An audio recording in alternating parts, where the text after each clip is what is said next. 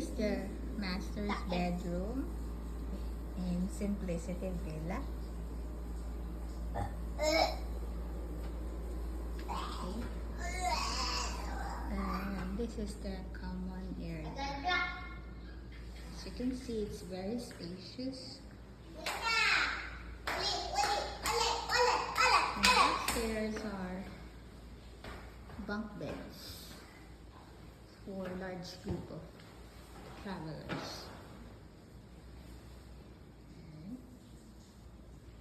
Okay, and here is the outdoor area.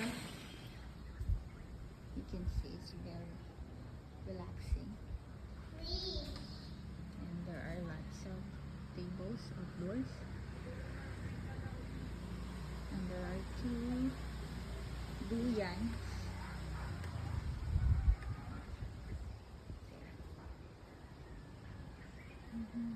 Very peaceful. And this is the bungalow.